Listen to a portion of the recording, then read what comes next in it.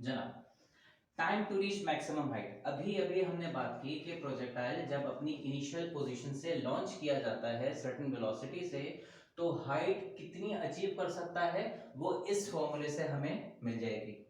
ठीक है, साथ में हम ये भी बता सकते हैं कि इस हाइट तक पहुंचने में उसको कितना टाइम लगेगा। उस टाइम को हम अगर स्मॉल टी का नाम दे दें तो इस टाइम की एक्सप्रेशन भी हम इजीली फाइंड आउट कर सकते हैं, which will be known as the time to reach maximum height. ठीक है, या time of maximum altitude. Time की इक्वेशन कैलकुलेट करने के लिए हम कौन सी इक्वेशन का सहारा ले सकते हैं? हम इस इक्वेशन में भी टाइम आता है। टाइम एक ऐसा फैक्टर है जो प्रोजेक्टाइल में अलोंग एक्स और अलोंग वाई दोनों जगह एक जैसा काम करता है। यानी कि टाइम की क्योंकि डायरेक्शन नहीं हम बताते, लिहाजा एक्स एक्सिस का टाइम और वाई एक्सिस का टाइम अलग अलग नहीं लिया जाता। टाइम दोनों में कॉमन फैक्टर होता है। ठीक है, तो प्रोजेक्टाइल की मोशन अलोंग एक्स में जो टाइम है वो प्रोजेक्टाइल की मोशन अलोंग वाई में भी चलता है। मिसाल के तौर पे इसका मतलब ये हुआ कि अगर किसी प्रोजेक्टाइल को यहां से यहां तक पहुंचने में 3 सेकंड लगे, तो इस जगह पहुंचने तक जितना उसने हाइट कवर क्यों की वो भी 3 ही सेकंड लगे, और यहां तक पहुंचने में एक्स के अलोंग जितना ही आगे आया होगा उसमें भी 3 सेकंड लगे। तो टाइम दोनों में एक ही वैल्यू रखता है, अलोंग एक्स और अलोंग वाई। किसी पोजीशन पे जो टाइम की वैल्यू होती है वो उस पोजीशन पे y के डिस्टेंस और x के डिस्टेंस दोनों के लिए सेम वैल्यू रखता है। ठीक है, तो यानी कि हम ये याद करते हैं, ये ध्यान में रखते हैं कि टाइम दोनों में कॉमन फैक्टर है। टाइम के कोई हिस्से बकरे नहीं होते कि x का टाइम अलग y का टाइम अलग, ये टाइम के अलावा बाकी सारी चीजों में होता है। ठीक है, तो लेकिन यहाँ पे अभी हमें x के हवाले से v नॉट x के हवाले से तो कुछ भी नहीं पता। x के हवाले से तो कम से कम अभी हमें कुछ भी जानकारी नहीं है, लिहाजा हम इस इक्वेशन की तरफ आते हैं। ये इक्वेशन जो V Y V not Y G T, इस इक्वेशन से टाइम की वैल्यू निकालना हमारे लिए सबसे आसान है, क्योंकि सेकंड इक्वेशन ऑफ मोशन में अगेन टाइम क्वाड्रेटिक होने की वजह से स्क्वायर रूट लेना पड़ेगा, मुश्किल हो जाएगा थोड़ा। तो हम फर्स्ट इक्वेशन ऑफ मोशन जिसमें टाइम पावर 1 के साथ है, लीनियर है, इसी इक्वेशन से टाइम की वैल्यू निकालने की कोशिश करते हैं। तो हमने इस्तेमाल की equation since V not Y sorry V Y is equal to we not Y plus G T. Maximum height की बात हो रही है, मैक्सिमम हाइट पे वी वाई की वैल्यू कितनी होती है? 0। तो ये 0 is equal to we not Y, जिसके बारे में हमें सिर्फ इतना मालूम है कि ये sine V not sine theta के बराबर है, प्लस जी की वैल्यू माइनस है तो इसको हम माइनस जी लिख लेते हैं और जो बच जाएगा दैट विल बी टाइम। यानी कि ये हो गया 0 is equal to we not sine theta minus G T. Time को अलग करना है तो टाइम वाले टर्म को इधर से हम यहां मूव करवा देते हैं लेफ्ट की तरफ, तो ये plus G T equal to we not sine theta, या टाइम को अलग कर लीजिए, जी मल्टीप्लाई वाला जाके डिवाइड हो जाएगा, this will be equal to we not sine theta upon ji, which is the required time to reach maximum height. Now for total time in flight, next हमें ये मालूम करना है कि प्रोजेक्टाइल जब लॉन्च किया और जब ये अपनी मूवमेंट एंड करता है तो इसका कितना टाइम गुजर चुका होगा for total time of projectile in flight. ठीक है, ये time of projectile in flight calculate करने के हमारे पास दो तरीके हैं। अभी अभी हमने इस प्रोजेक्टाइल के मैक्सिमम हाइट रीच करने तक का टाइम तो कैलकुलेट कर लिया, ये लिखा हुआ हमारे पास v not sine theta upon g. तो जितना टाइम इसने यहां से मैक्सिमम हाइट को अटेन करने में लगाया होगा उतना ही टाइम मैक्सिमम हाइट से वापस ग्राउंड पोजीशन पे आने में लगाएगा। तो ये वाला टाइम जाते में भी है, ये वाला टाइम आते में भी है, तो twice of this small t will be equal to the total time of projectile in flight. ये हमें नजर आ रहा है, this is equal to 2 times t. ठीक है, तो ये फ्री फॉल मोशन में भी आप जानते हैं कि किसी बॉल को जब हम वर्टिकली अपवर्ड थ्रो करते हैं तो जितना टाइम वो बॉल मैक्सिमम हाइट रीच करने में लगाती है उतना ही टाइम वो हाइट से वापस उस पोजीशन पे ग्राउंड पे आने में लगाती है।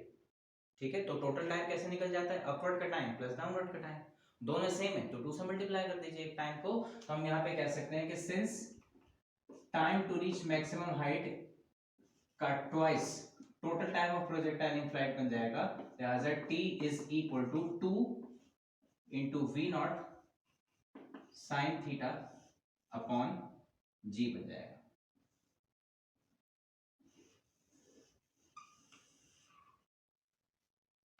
सही है।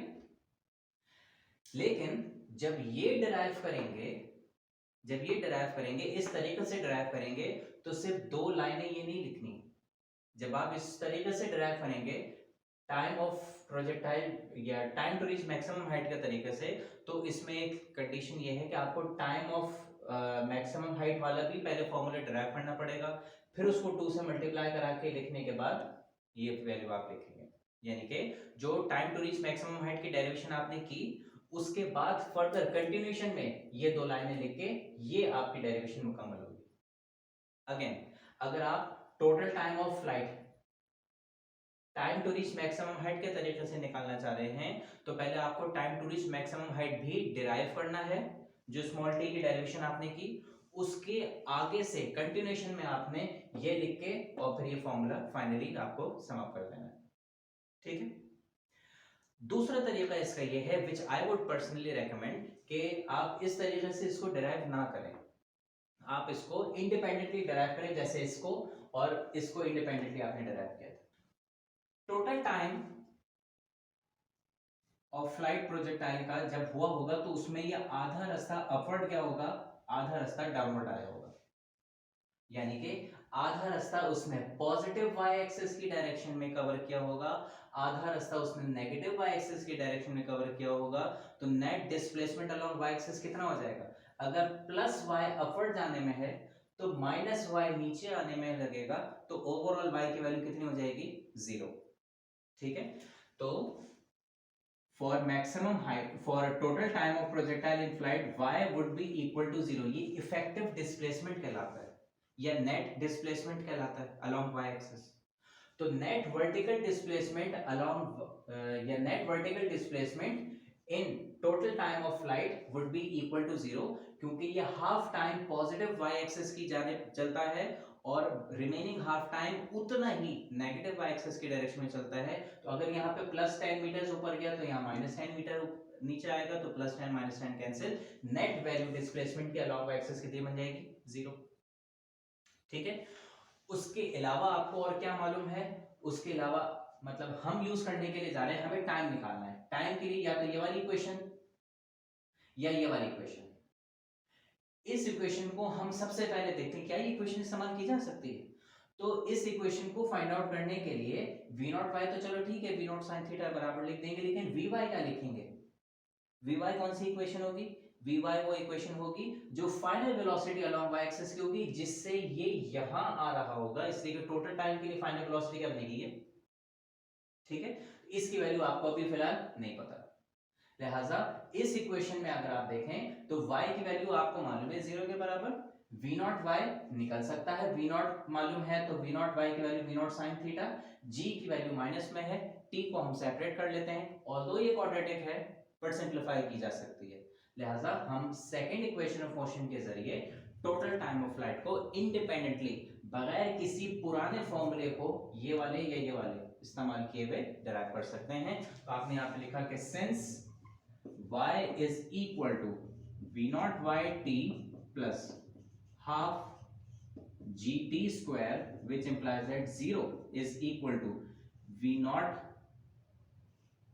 मैं इसको फिलहाल v naught y ही जाने दे रहा हूं, एंड में इसकी वैल्यू सब्स्टिट्यूट कर दूंगा, प्लस हाफ g की वैल्यू क्योंकि माइनस में है माइनस जी टी स्क्वायर बन जाएगा, और ये प्लस माइनस माइनस होने वाला है अगले स्टेप में, तो इसको मैं यहां मूव करवा दूं लेफ्ट साइड के ऊपर, तो दिस विल बी प्लस का half g t square is equal to we not y into t, ऐसे आ जाएगा, क्योंकि प्लस माइनस ये माइनस है, ये माइनस जब उधर जाएगा तो प्लस हो जाएगा, ये इसके साइन हमने इसकी प्लस लगा दी, टी के स्क्वायर से ये टी कैंसिल, तो ये हमारे पास बच गया, और ये टी को अलग कर लेते हैं, तो ये बन जाएगा g t is equal to we not y into 2, ये 2 डिवाइड हो जाके मल्टीप्लाई हो जाएगा, फाइनली t की वैल्यू हमें मिल जाएगी 2 v naught y upon g v not y की जगह वी नॉट वाई की वैल्यू सब्स्टिट्यूट हम करा दें which is v not sine theta, लिहाजा और टाइम को हमने कैपिटल टी का नाम दिया है तो ये टोटल टाइम टी को हम कैपिटल टी कह देंगे, तो 2 v not sine theta upon ji